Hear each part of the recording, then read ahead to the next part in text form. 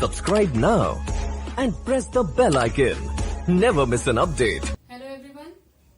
तो जैसा कि आप लोग को पता है कि यहाँ पे मैं इन्वायरमेंट पढ़ा रही हूँ। तो इन्वायरमेंट में कल हमने बात की थी पर्यावरण के जैविक घटक एवं अजैविक घटक। ठीक है, तो जैविक घटक अजैविक घटक आपको समझ में आया होगा। और कल हमने इसी के साथ में बात की थी कि पर्यावरण के संगठक। तो हमने पर्यावरण के 3 संगठक बताए थे, स्थलमंडल, वायुमंडल और जलमंडल। तो हम यहाँ पे आज उनको ही डिस्कस करेंगे जिससे क्वेश्चन यहाँ से हमारे आते हैं। तो हम सबसे पहले बात करते हैं स्थलमंडल। तो स्थलमंडल जो है वो हमारा पता ही है आपको 29% है एंड जलमंडल जो है वो हमारा पूरी पृथ्वी का 71% है। तो स्थलमंडल की हम बात करते हैं तो इसकी बात करने से पहले हम पृथ्वी को समझ लेते हैं। यानी जो हमारी पृथ्वी है वो हमारी पूरी पृथ्वी को 3 मंडलों में डिवाइड किया गया है। यानी पूरी जो तो पृथ्वी के अंदर हमारे 3 मंडल पाए जाते हैं, या आप कह सकते हैं यानी पृथ्वी को हमें 3 भागों में अंदर से डिवाइड किया गया है। यानी कैसे? सबसे पहले जो हमारी इसकी पार्ट है यानी जो परत है जहाँ पे हम लोग रहते हैं, यानी पृथ्वी की सतह पर हम लोग रहते हैं, तो इसको हम कहते हैं भूपर्पटी।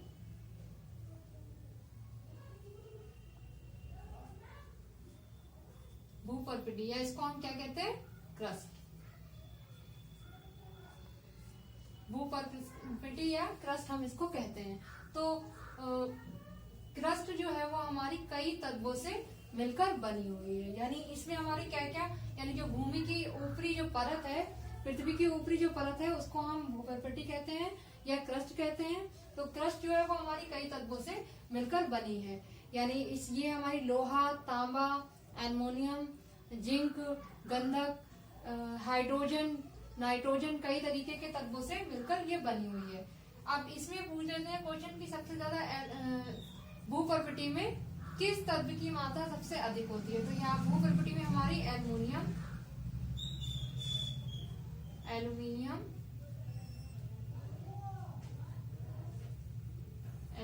और सिलिका।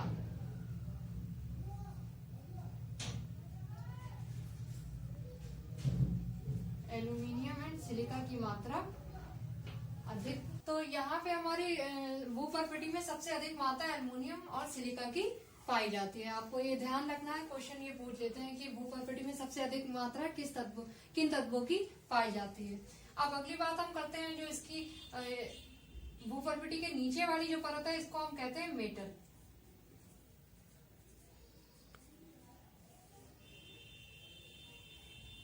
इसी मेटल में हमारी सभी जो चट्टाने हैं यानी अग्नि चट्टाने, अपसादी चट्टाने और रूपांतरित चट्टाने हमारी मेटल में ही पाई जाती हैं।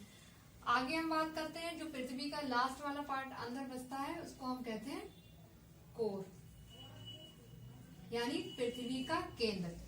ठीक है, तो आपको ये ध्यान रखना है कि स्थलमंडल है उसको स्थलमंडल की जो हमने 3 परतों में डिवाइड किया गया है। स्थलमंडल को 3 परतों में डिवाइड किया गया है, भूपर्पटी, मेटल और कोर। ठीक है, तो बस अब हम बात करते हैं वायुमंडल। तो वायुमंडल की सबसे पहले नोट लेना। तो अब यहाँ पे हम बात करते हैं वायुमंडल यानी एटमॉस्फेयर। तो एटमॉस्फेयर हमारा क्या है? यानी हमें चारों ओर से घेरे हुए गैसों का आवरण है। यहाँ पे क्या है? गैसों का एक आवरण है जिसमें बहुत सारी गैसें पाई जाती हैं। तो वायुमंडल जो है वो हमारा पृथ्वी को चारों ओर से घेरे हुए गैसों का आवरण है। ठीक है, तो इन गैसों में वायुमंडल को 5 मंडलों में डिवाइड किया गया है। वायुमंडल को 5 मंडलों या परतों में डिवाइड किया गया है। तो सबसे पहली जो हमारी परत है उसका नाम है क्षोभ मंडल।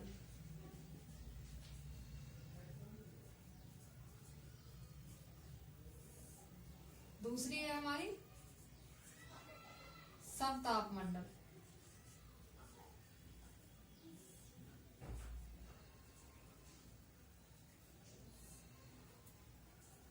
तीसरी है हमारी मध्यमंडल।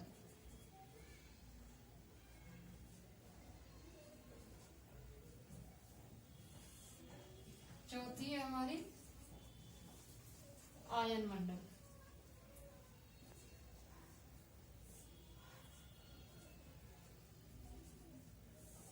और 5वीं है हमारी बाह्यमंडल।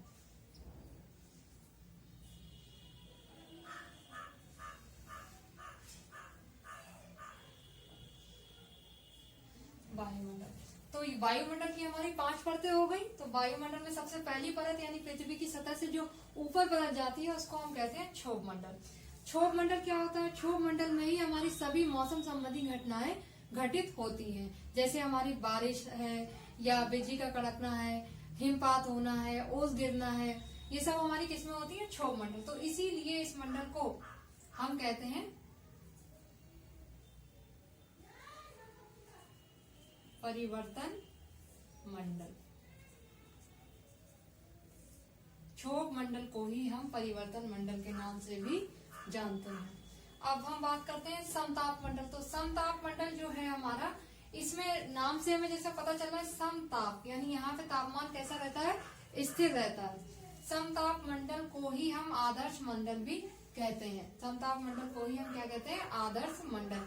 यानी इसी में ही हमारी वायुयान जो जेट है, वो वायुयान है, वो अपनी उड़ानें इसी मंडल में भरते हैं।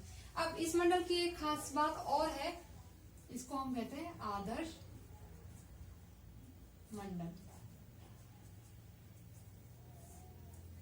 इस मंडल की खास बात क्या है? इस मंडल की खास बात यह है कि इस मंडल की निचली परत में जो है वो ओजोन परत पाई जाती है, यानी O3 की एक लेयर पाई जाती है। O3 हमारे लिए बहुत इंपॉर्टेंट है, जो कि सूर्य से डायरेक्ट आने वाली जो हानिकारक यानी परावैंगनिक किरणें होती हैं उनको पृथ्वी पर डायरेक्ट आने से रोकती है, यानी जिससे हमारी पृथ्वी का तापमान है वो बहुत अधिक नहीं बढ़ता है।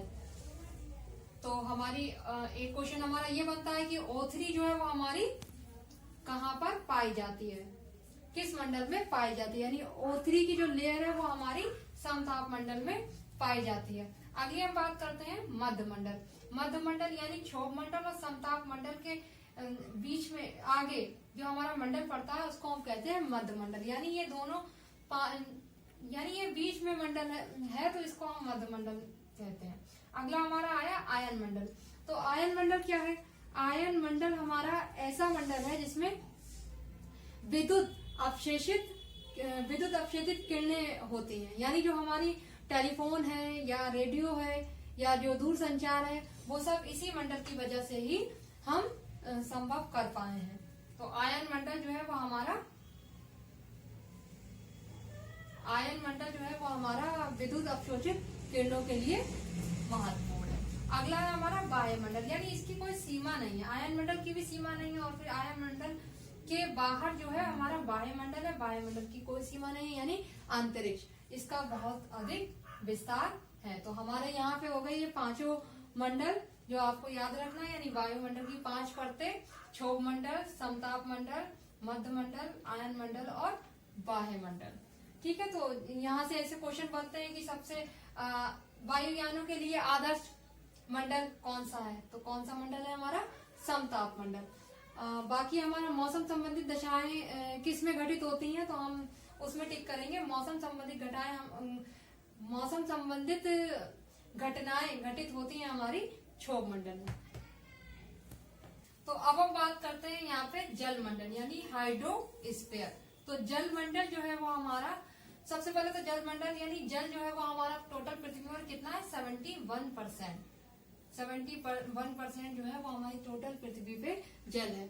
अब जल जो है, जल बहुत ही महत्वपूर्ण है हमारे लिए, क्योंकि जल के बिना जीवन संभव नहीं है। यहाँ पे जल जो है वो हमारा 71% हो गया। अब जल जो है, इस जल का सिर्फ 1% पार्ट ऐसा है जो हमारा कैसा है? पीने योग्य।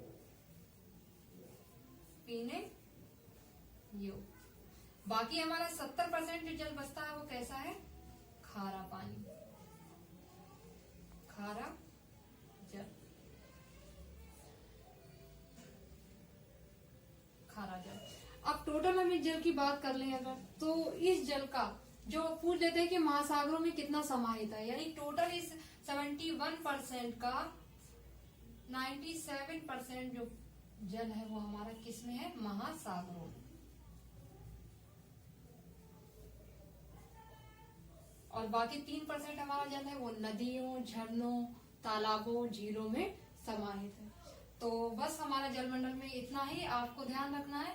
बाकी हमारा ये जो पर्यावरण के संगठक है वो आपको समझ में आए होंगे। तो आप इसको चाहे तो स्नैपशॉट ले लीजिए, स्क्रीनशॉट ले लीजिए, या जो जो इम्पोर्टेंट चीजें आपको लगी है वो नोट कर लीजिए। तो आप मिलते हैं आपको न्यू वीडियो में न्यू टॉपिक के साथ। तब तक के लिए bye. If you like the video, please click on the like button, write a comment, and subscribe to my channel.